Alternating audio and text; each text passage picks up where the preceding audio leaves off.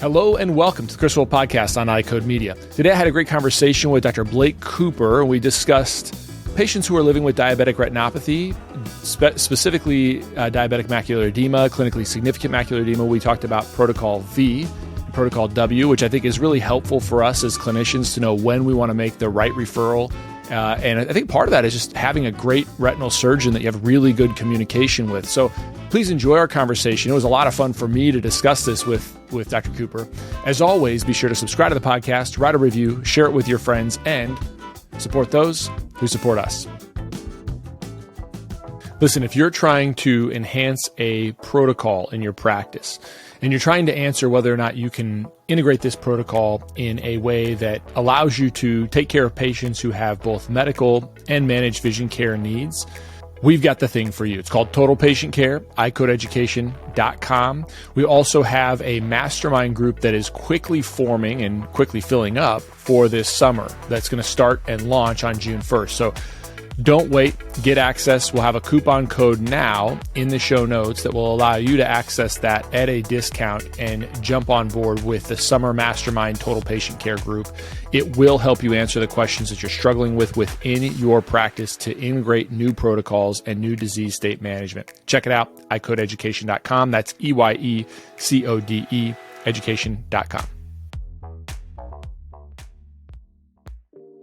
One of the challenging things with patients is that when they invest in a really high quality pair of glasses and customized lenses, occasionally it can be difficult to keep those lenses clean, scratch-free, and smudge-free.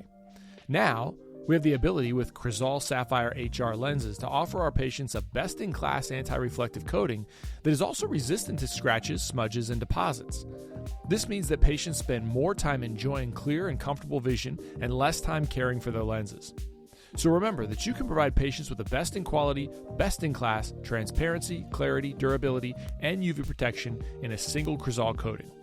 If you want to learn more about Crizal Sapphire HR, contact your Essilor account executive or visit essilorpro.com/Crizal.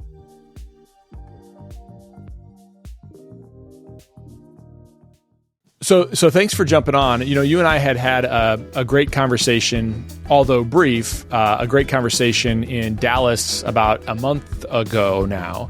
And one of the reasons I want to have you on as a retinal surgeon is because my philosophy, and maybe you picked up on this, maybe you didn't, but my philosophy in terms of patient care is to use the right people at the right time in all of those patient interactions.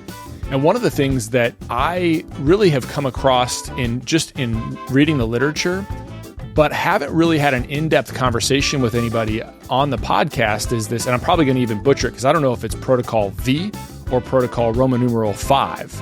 But I'd like to talk about that a little bit because it's really interesting to me because we always think that DME, diabetic macular edema, needs treatment. And this tells us maybe we just monitor them. So can you talk about a little bit about Protocol 5 and how you use it in your practice? Or is it Protocol V?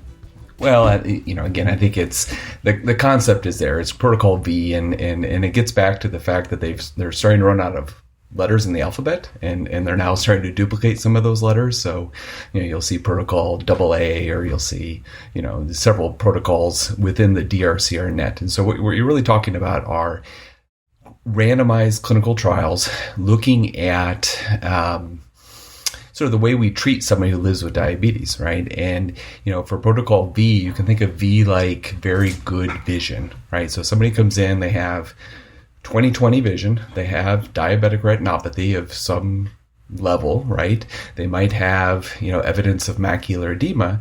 And the question is, what do you do with that patient, right? And the question is, can you watch them and observe them? It depends where that edema might be, and as we've sort of changed sort of the way we tend to think of it as either being centrally involved or not centrally involved. And what that protocol showed us was that not everybody needs to be treated. So after a few years of observation, visual acuity was the same as compared to those who were treated, right? And now, anatomically, the retina might have looked better, right? You might have had less severe disease in those who are being treated with an anti-VEGF agent. Their macular edema might have improved, but as far as, the DRCR net studies, what they're really trying to answer are very specific questions is to, like you said, what do we do with that patient, right? And what's important to understand whenever you look at a clinical trial is who was being treated, right? And under what circumstances, and then the duration of the trial. So those who live with diabetes do so for decades, right? And a short period of time, although 2 years seems long, may not be long enough for us to really know the final result or what's best. And so then you have to factor in treatment burden, you have to factor in cost, right? And the art of medicine is trying to figure when we really intervene with and start treatment. And a lot of it is, very, very specific for that moment with the patient in your chair, right? So I think the question is, when does that patient show up in our chair, right? And that's probably a good place to sort of discuss is when are you going to make a referral? When do we sort of say, well, no, we don't need to see that patient, and under what circumstances? Well, I think that's what's really helpful with, so just so the audience knows, Dr. Cooper and I are not in the same town. We don't practice in the same town. So we don't share patients. Although just my interactions with him so far would suggest that I would be completely open to sharing patients if we were a lot closer. Sure. The thing that I think about is, we kind of remember back when we're taking care of patients who have diabetes and those patients have diabetic retinopathy, we sort of rely on, what we call clinically significant macular edema. And actually what's interesting about that definition to me is it was defined really previous to when we had OCT technology. And so it was almost ophthalmoscopic thickening, which I think is kind of lost because then we can look and detect super minimal thickening on OCT where we would never notice it ophthalmoscopically. So as the optometrist, as the referring optometrist, so I have a patient, let's say that, again, we're having a hypothetical conversation, but let's say their A1C is 7.5 and they are doing the things they can try. Let's say their internal medicine physician is trying to stay on top of them. They're working on their diet and exercise, maybe some new medications as well involved in that. But we see some small amount of retinal thickening on OCT, but not ophthalmoscopically, and the patient is 20/20. When do you want to see that patient? Yeah, so I think a lot of it's going to depend on your experience with that patient, right? So is this somebody that is fresh in the door, the first time you've seen them, and you see that they're doing everything that they need to be doing, and they have good vision, and they might have some central involved macular edema. I still feel like that patient probably could be observed. Now, not at an annual visit at that point, but you might want to bring that patient back either in 4 to 6 months and sort of repeat an OCT and reevaluate and sort of see how they're doing. Now, if it's somebody that you have, seen and you can see that the retinopathy is progressing, right? And you've had the conversation that if they are worsening, that you're going to sort of send them on, right? Then you might want to get them in for an initial evaluation, and then maybe that's a patient that we sort of share, and you see them once a year, and I see them once a year. But if there's a change, then we get them back either from either direction. But if we get back to that hypothetical patient, right, I guess you mentioned newer medications. So what I would want to know is, okay, did they just start GLP-1 receptor agonists? So we have these different classes of new medications, right? And there's the drug that we all know for weight loss that people are taking, semaglutide or Ozempic, and that medication when it was being studied. So so if we back up a little bit, all medications for those who live with diabetes have to go through cardiovascular outcome trials. And it's not only to show that they're beneficial, for their glycemic management, but it's to make sure that they're also safe. Because years ago with the Accord study, where they tried to really have very, very tight control for those who live with type 2 diabetes, they saw an increased rate of mortality. And so after that, the FDA really mandated these cardiovascular outcome trials, and that put a big treatment burden for getting drugs approved. Yeah. Blake, can you pause there for just a second? So I am familiar with that, but is your take from that the reason that they had a higher risk for mortality, was it because the medication they were using did cause poor cardiovascular outcomes, or because there was so little wiggle room that they were almost over treating? I mean, what was your take from that? Yeah, so I think the take on that was medications are safe when used appropriately. However, people were targeting an A1C within a normal range, right? And so what that meant was a lot of people who lived with diabetes for a long time, who had cardiovascular disease, were becoming hypoglycemic, right? Blood sugars were dropping below 70, and sometimes, below 55. And then that cardiovascular stress is to drive down the average A1C or average blood sugar over a 3-month period of time, was what was causing, mortality, right? And so what we've realized is that we would much rather have somebody in a range, let's say 70 to 180, 70% of the time, rather than a hemoglobin A1C of 7, right? So, and then within that, we want to make sure that the glycemic variability really is not fluctuating, so we don't have this, huge excursions. But the point is, lows were what were driving that mortality rate. But there was questions. There were certain classes of medications, the glitazones, essentially like pioglitazone, that did show an increased rate of mortality, and so the question at the time, this is going back probably 2006, we didn't really know what was causing it. So the FDA mandated these cardiovascular outcome trials. Well, so for the GLP-1 receptor agonist, semaglutide or Ozempic, that trial was a SUSTAIN 6 trial, and in that trial there were a wider range of people who had diabetes. So you had a much wider range of hemoglobin A1Cs, A1Cs in the tens, right? And the effectiveness of that medication is that it probably would see about a 2% reduction in overall A1C when you started that medication at therapeutic levels. And that process, we know from other medications, let's say if somebody starts insulin therapy, the retinopathy is going to progress, right? And so what they saw was a higher rate of retinopathy.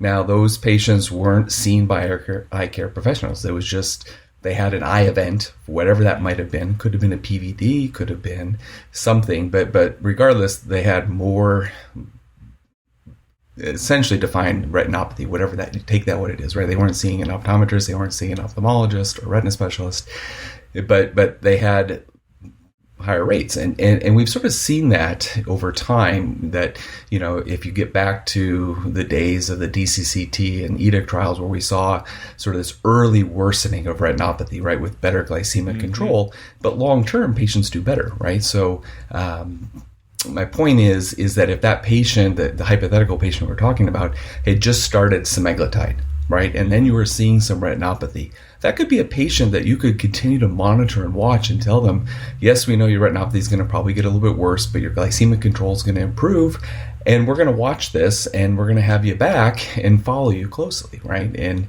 if they have good vision, that's a very reasonable approach for that hypothetical patient. So you really have to sort of get into what their glycemic management is, right? And part of, how I approach my patients who live with diabetes is, I'm looking at, do they have a continuing glucose monitor? What is their time in range? What is their, we call it the coefficient of variance of glucose, but that fluctuation of their, glycemic, management, we hate to say control, but the concept is there that you want to make sure that they're doing everything they can to maximize the risk factors that they have, right? And that goes a long way to how they're going to do 4 or 5 years from now, right? I mean, they certainly care about what's happening that moment, but it's really hard to sort of pinpoint the direction somebody's going, right? And that's where I sort of rely on you, is to say,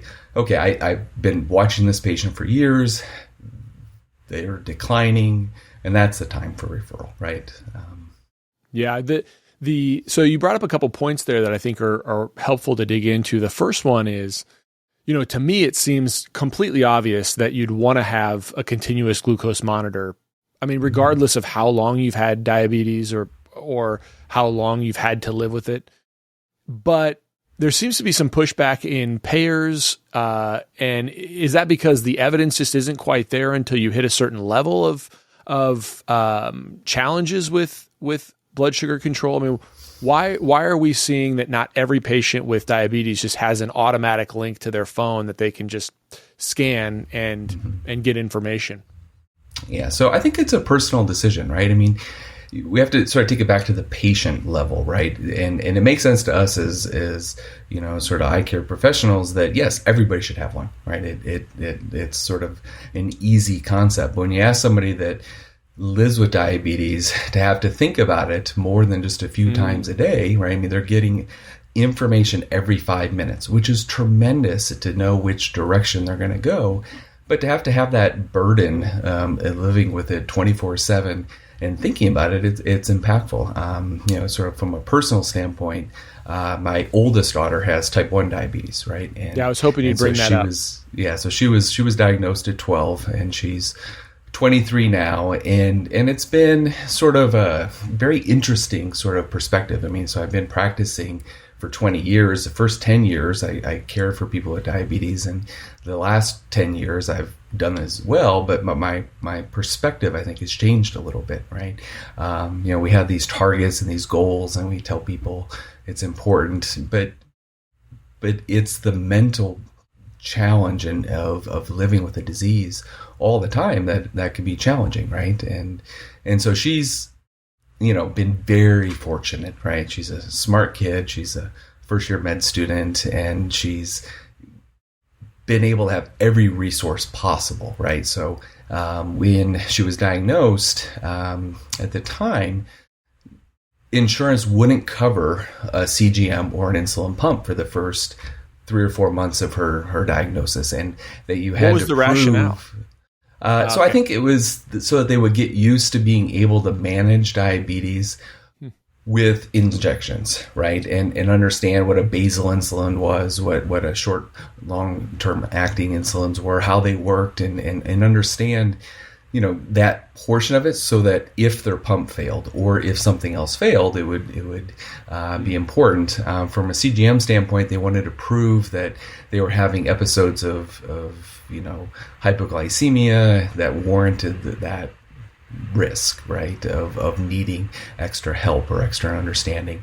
And then oftentimes for those who live with type 1 diabetes, there's probably a few months, maybe a year or two, where they're in this sort of honeymoon period where they still have some functioning beta cells, and those beta cells are still producing some insulin, so they may not have the large fluctuations. But fortunately, we can afford it, and so we just automatically put her on a insulin pump and a CGM monitor, and then she got actively involved with the JDRF. So she testified in Congress in 2015. Advocating for Medicare coverage of the CGM devices, right? So this was going back only, 2015. And then a few years later, Medicare then picked up on CGM. So CGMs have evolved quite a bit as far as their accuracy, their comfort. Again, there were some sensors that were very uncomfortable to wear. Now they've gotten smaller. And I think, we're catching up to that, right? Patients who used to use them are coming back to them. You have, elite athletes that are trying them to sort of try to see what happens with their, nourishment, with their blood sugars, which I sort of find humorous. But so I think the technology is there. The cost is probably coming down. It's just, insurances are variable, right? And not everybody might have insurance, but they don't have the same level of coverage, right? Yeah. Which can be frustrating. Yeah, I think that's kind of another rabbit hole we could dig into a little bit. Is just the the ability to, and I think that there have been some studies on it, but it's been only short-term gains, but the idea that even patients who don't have to live with diabetes, or like you and I, could gain some insight in terms of just understanding what our blood sugar does throughout the day, so that we are trying to avoid some of those spikes, which is a peripheral to our conversation. But it's kind of interesting. I think I read something that they had like 2 years of data, and it basically showed that initially people really paid a lot of attention to it, and they would prevent a lot of spikes. But then over time, it was relatively ineffective at patients who don't have diabetes. Maybe I'm misremembering, but that's what I recall from it. So I wonder if that same issue occurs. Like, did it occur with your daughter when she had her first CGM, where it was helpful a lot at first, and then just it didn't make much difference, or it's because you have to manage that condition. You can't just be like, yeah, I'm going to have a tub of ice cream tonight. You have to know that that's going to be a problem. Yeah. I mean, there's definitely a cause and effect that you can see, right? So you'll realize that, your glycemic challenge, whatever it be, a tub of ice cream or a plate of pasta or pizza or whatever, is going to have an issue and an effect, right? And then you manage it by, you walk after you eat, or you go for a run, or you bolus before to cover the carbs you're taking. And so you sort of learn a lot of that. But she's been fortunate that she's been sort of in this sort of closed loop system. It's really sort of a do-it-yourself version. So she has a insulin pump that is a patch pump. So there's no tubing with it. I don't know if we want to say drug companies or not, but that pump connects to her CGM device, and then there's an algorithm that runs on her phone that will bolus her if she's going high and suspend insulin when she's going low, and that process is sort of, she's been in a do-it-yourself version of that for probably about 5 years now, which really takes a lot of the mental burden away from it. You still have to, sort of watch what you're doing, but it's sort of nice to wake up with a full night's rest, right? You weren't up at night chasing a low, and you weren't bolusing for a high. You feel better because you got a decent night's sleep, and you start close to in range, right? So she's starting at 100, and from there, she's had 8 good hours, and then she manages it as well as she can, right? Yeah. So there's a couple things that you also brought up that I think would be helpful to get your perspective on. The first is I always tell my patients who are living with diabetes that I can't know how challenging it is because I don't have the condition. But I see all these patients that do struggle. What do you feel like is a good builder to show that you have empathy for your patients who are struggling with these things? Like, say it's not that patient, the hypothetical patient that I presented first, it's already doing everything they should do, but it's a patient that's sort of grumpy because they got to see you. They're grumpy because their vision is down. They're grumpy because now this is another copay. They don't really want to do a whole lot anyway. I mean, do these patients come into your practice often? And if so, how are you building rapport with them so that they want to execute a strategy that helps them long term? What are your thoughts about that? Yeah, so I think there's a lot to the language we use, right? And so, people feel like they're being graded constantly, right? And they feel like they're constantly failing when it comes to managing diabetes, right? Because we're sitting here with these target ranges that will help reduce risk for long-term complications. But patients, as you know, who live with diabetic retinopathy could be pretty asymptomatic and have severe disease, right? And so they see well, so they have a hard time understanding that why are they here? Why do they have to go see the podiatrist? Why do they have to have an endocrinologist or a nephrologist or a whatever ist, right? And it's a lot of treatment burden. By the time someone starts treatment for macular edema, they'll probably have 25 physician visits when you break it down over the course of a year, right? So that's a month of seeing a patient, seeing a physician of some sort, which is overwhelming, right? So I think starting with the understanding that you're there to help them manage a disease that's not manageable, right? And to show them why it's important, right? So we have these tools in our offices, fundus cameras, OCT images. We have lots of things where we can sort of say, this is why you're here, right? We're watching this, or this is getting worse, and this is something that we have hope for, we have treatment for, and understanding that this could lead to visual loss, right, is fine. But starting with, you're going to go blind if you don't do this, is different than, I understand that, this is catching up with us, and now we have to, try to sort of figure out a way to sort of slow it down or reverse the course, right? Or try to help improve things. I think one of the hardest things about, some of those other, alphabet protocols, right? Whichever ones you want to sort of touch on, protocol W would be one of them, but is what is it significant if we can reverse the stages of retinopathy, right? And that's the part that honestly we just don't really have an answer for, right? We have anti-VEGF agents that will reduce the level of how we grade retinopathy, and we're still working around whether or not that is important, and it certainly is important, but trying to sort of show that there's ways to sort of reverse something that's getting worse is very, very powerful, right? And I think it's very motivating. The hardest challenge you probably have, I would imagine, is you see somebody who you feel like needs to be referred, and you tell them, and then they don't seek out that next step, right? And getting them, to make that commitment is important, and part of it is, you have this ability to say, I know this person and they can help you, as opposed to, oh, you're getting worse and sorry. Well, I never think that. I mean, the patients that in our practice. So there's 3 of us docs and all optometrists in my practice, and it seems to me that over my 15 years of practice, the ones that are challenging when they need to be referred are not the ones that are continually showing up in our office. The ones that are following, where we might be seeing them every 6 months, 12 months, 4 months, depending on what level of retinopathy they have. Those are the hard ones. It's the ones that come in every 3 or 4 years, and now they've fallen off a cliff, and they're finally coming in because their vision isn't very good.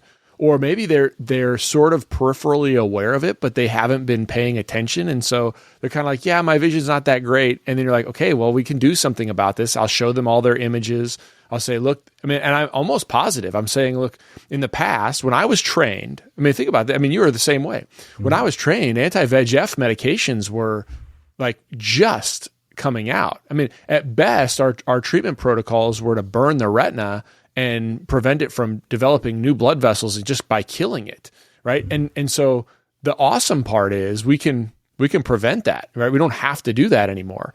But anyway, so it's just, but then they will resist, so it's the patients that come in, every few years, and then those are the ones that I have the hardest time referring. It is not the patients that we've been watching closely, and now all of a sudden they have a little vision loss. They have enough DME to send for treatment, and they're like, yeah, done. They get it. So I don't know if that's been your experience as well, but that's from primary care. That's my experience. Yeah, and do you feel like the reason for that challenge is patients understand that anti-VEGF therapy is an injection, and they fear the idea of having an intravitreal injection? Or do you feel like it's overwhelming and it's too much for them, and if you can't help them with a refractive error issue, they're gonna not move forward?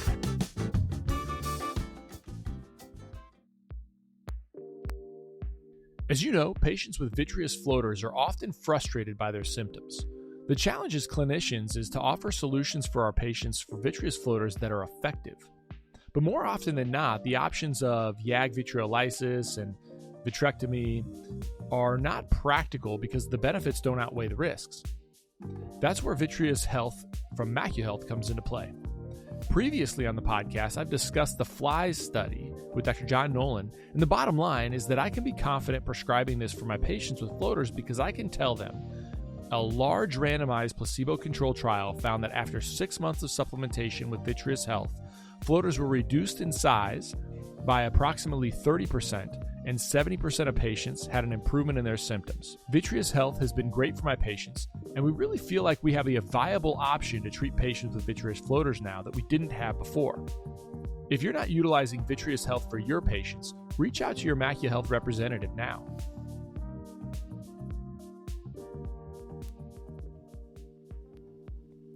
young and emerging presbyopes can be tricky.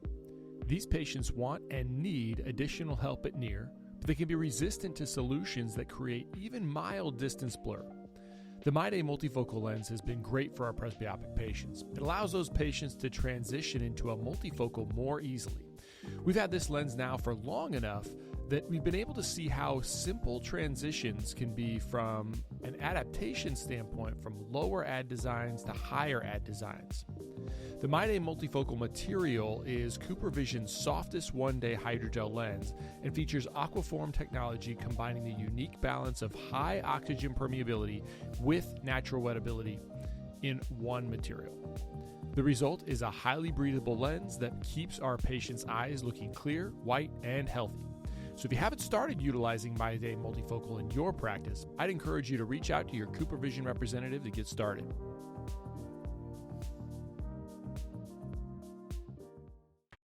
Yeah, I think it's probably less of the fear of an intravitreal injection for most patients. I think it's more about, I think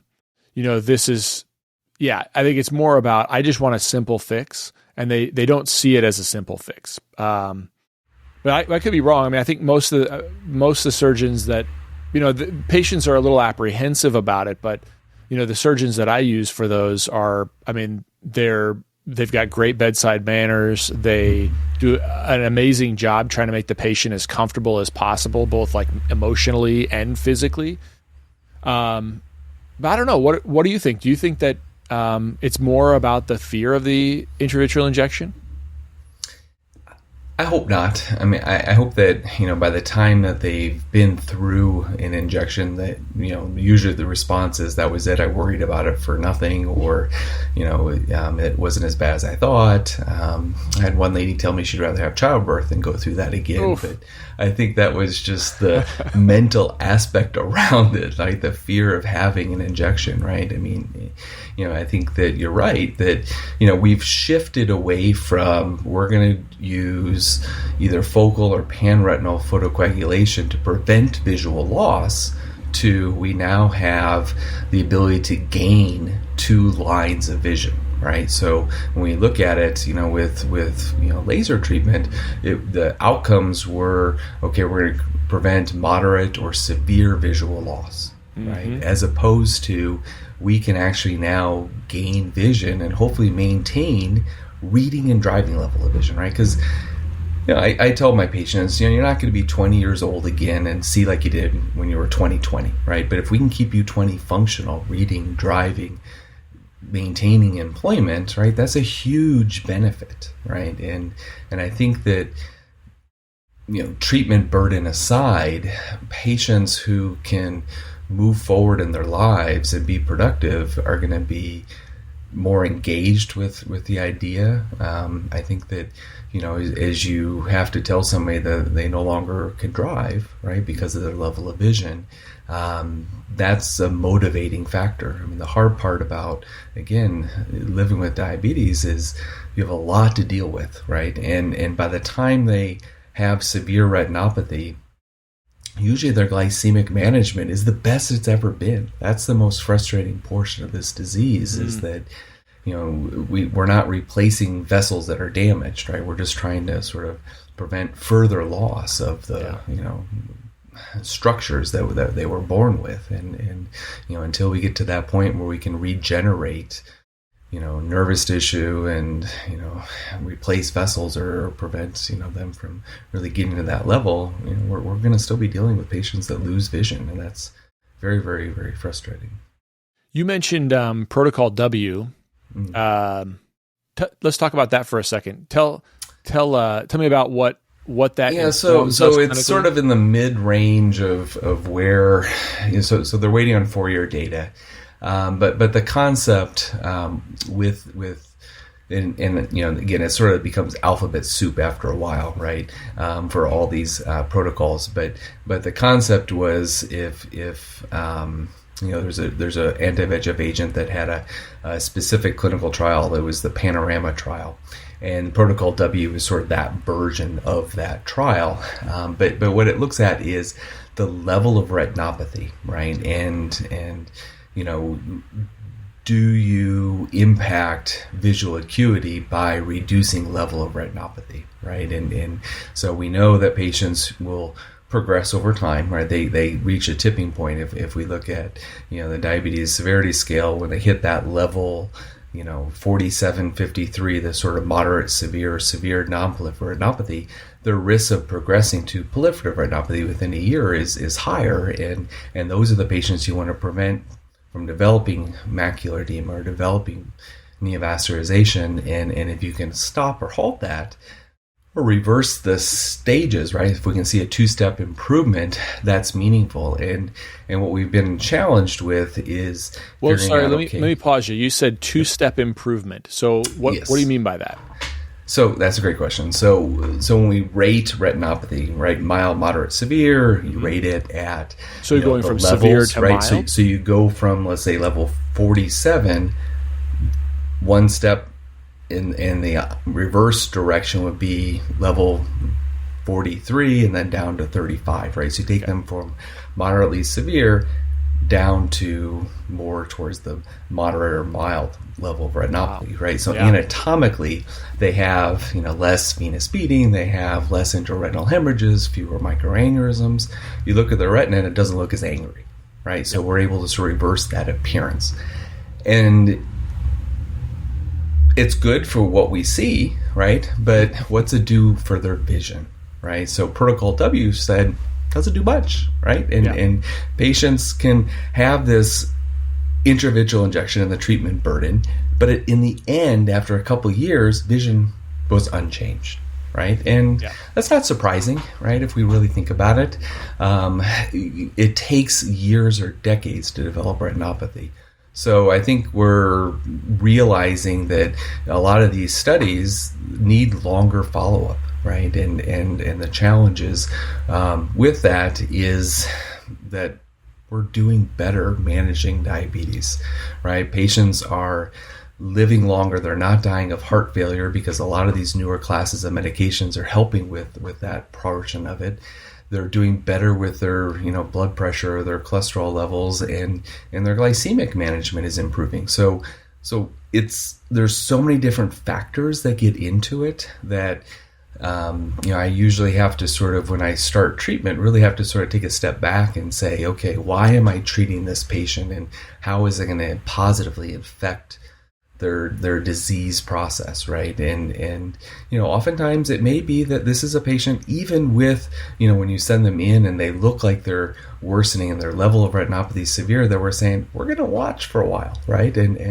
Or you see somebody and you're like, well, I'm not sure why they're starting treatment. And I think that it's a challenge even within, my practice. So there's 11 of us in practice, and we all do things differently, right? Yeah. We treat patients the way we see is important. And, I like one of the newer classes of intravitreal injections that is a biphasic antibody because it reduces treatment burden, right? So if I can treat somebody 3 times a year, right, that's better than monthly, right? Yeah. And so I think that as, we look forward over the next decade or two, we're going to have a lot more treatment options available to help our patients, right? But it's the challenge of saying, okay, when is it important, right? When's it important for the referral? When's it important to start treatment? And there's no right answer, right? I think that, it's sort of what that conversation is like with the patient in your chair. And when you sort of talk through it, some people say, I want to do everything possible to, right.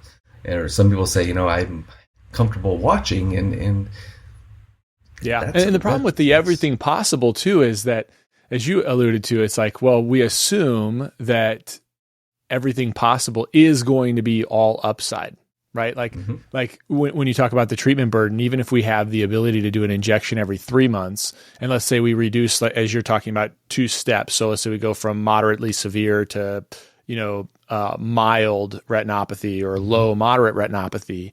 Well, in the patient's mind, they're thinking, well, I'm doing everything I can do, right? So as you alluded to, is everything we can do, I want to do that.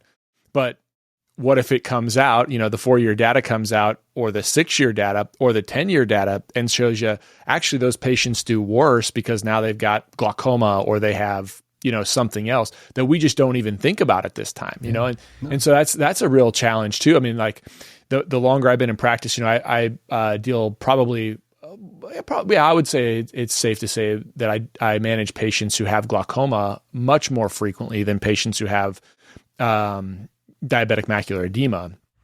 But, it's that same sort of thing is, let's say 14, 15 years ago, when that patient with ocular hypertension, maybe they've got a pachymetry of 520, really large nerves, kind of suspicious fields, not definitive glaucoma, but they're high pressures.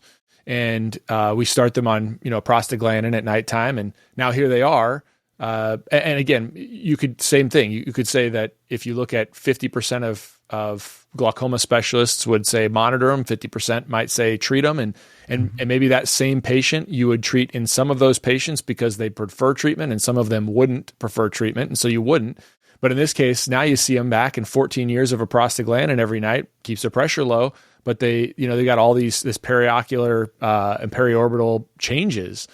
And, when I was first out of school, we knew it, we knew you're going to have darkening around your eyes. We knew you're going to have longer eyelashes, more pigment in your iris, maybe more inflammation. But I don't know. I mean, we had at that time, we had prostaglandins for 10 years, 2008 is when I graduated. So prostaglandins were late 90s, I think, 98. Well, now we've got them for 30 years. And really, I think it's kind of staggering. You see the effects. So anyway, my point is just, it's very interesting about all of those ins and outs. And I think that's what makes practicing fun. It's what makes being a patient probably pretty challenging, because they're putting their trust in our hands. And that probably does lead to some of the apprehension when we are ready to send them for other things. No, I agree. And I think that, being humble enough to admit that we just don't know the long-term effects, right? And I tell patients, when I'm going to treat them, that there are risks to those treatments, right? And the biggest risk is you could be blind, right? You could wake up with an infection that we may not be able to treat and control. And that portion of it is something that we have to play off on why we're trying to prevent that, right? And if I look back over my career, so when I was a third-year medical student, I was rotating in a VA hospital, and I was in my psychiatry rotation, and I rounded on a gentleman that was there having hallucinations, which now I probably look back on, it were probably Charles Bonnet syndrome that he was really suffering from, because he had bilateral vitreous hemorrhages. And so here's this vet who is sitting in a chair for months on end waiting for his hemorrhages to clear, right? Because at the time with vitrectomy, the idea was, well, you had to have a non-clearing vitreous hemorrhage, right? And you had to wait. And that meant that you have people that were stone cold blind, right? Not able to sort of care for themselves, having visual hallucinations. And we don't see as many of those patients in near the frequency. Unfortunately, they do sort of fall through the cracks, and we do see patients who come in with terrible, horrible tractional detachments and vitreous hemorrhages, but we don't see that level of retinopathy anymore, right? So now we're looking at more ways, how can we improve, how can we maintain and keep what we have, rather than playing a huge game of catch up that you're never going to get back to where they were as functional as they were before things fell apart. So again, there are long-term risks, but I think as our treatment modalities evolve, we're going to be doing a much better job with less treatment burden, and that lowers the bar for treatment, right? I mean, if I can treat somebody 3 times a year or twice a year, way better, or do something surgically that will last for a decade or so, right? I mean, that's a different than sort of threshold than I have to see them monthly, and they have to come in for injections or that run risk, right? And for the patients who are using eye drops, right, hopefully we're coming up with better ways, or knowing when to intervene and knowing where that's going to happen, because our patients live a long time, right? And you're right, it's a challenge, but is the fun part about seeing your patients over years and decades, right? Yeah. Yeah, absolutely right. And helping them with that, helping them make informed decisions that benefit them long term and short term. So, okay, I'm going to be respectful of your time. I want to ask you, because I would be remiss if I didn't have at least some conversation. Maybe this isn't your most exciting. So I've got two questions that I sort of want to ask, but maybe I'll hold on to one of them. What is I'll hold on to one of them. What is your favorite, or like the thing that excites you the most about what you see coming down the pipeline in terms of treatment for patients who are living with diabetes or patients who are living with chronic retinal diseases? What excites you more than anything? Yeah, I think that, if we get, on that concept of patients are living healthier lives with diabetes, what excites me most is, what our colleagues, are doing, in primary care endocrinology, how they're managing and treating those patients. Patients are living better, healthier lives with newer classes of medications and CGMs and the ability to sort of stave off severe visual loss and blindness, right? So, I would love for, retinopathy to sort of disappear, because patients are doing better with their diabetes, right? That would be an amazing aspect of what I'm excited about. As far as, within the realm of what I'm doing on a day-to-day basis, it's going to be hitting on, some of these clinical trials that, are sort of underway with, gene therapy and being able to sort of put something in the RP cells or under the retina or somewhere within the eye itself to get the eye to produce anti-VEGF agents or something else that will, help them sort of not develop severe visual loss and disease. I think that a one and done idea, right? We're going to treat somebody and or at least, treat them less is going to be hugely impactful. Now, honestly, I probably won't be around, until that happens. But, patients are going to benefit from better treatments, right? And so it's really exciting. I remember when I went into retina, it was, all we did have was focal laser for, neovascular macular degeneration, right? And so here you had somebody who had a net and you were going to laser it, and they were going to be worse for 3 to 5 years, right? Over natural history. And they left the office. And talk about an informed consent, right? Of having a conversation that you're going to make somebody worse, but long term they're going to be better. And patients just really, really have benefited from what we're doing. And I hope that the next step is that significant, right? I would agree. I think, probably even so. Patients certainly have benefited. I would say the mental health of retinal surgeons have probably benefited quite a bit too. So Dr. Blake Cooper, thanks for being on. Tell the audience where they can find you, online, physically. Tell us about where we can get a hold of you. Yeah, so I am in Kansas City. I'm with Retina Associates, and if you sort of look up our website, you could find my practice. I'm easy to sort of get a hold of, sort of through that avenue. But I've been in Kansas City for 20 years and probably going to stay here and care for patients who live with diabetes. So awesome. I appreciate the time, Chris. Thank you. Awesome. I appreciate it. I hope to be able to I might reach out to you to have you on again. This has been a great conversation. I hope you're open to it. So thanks so much for being on. Appreciate it.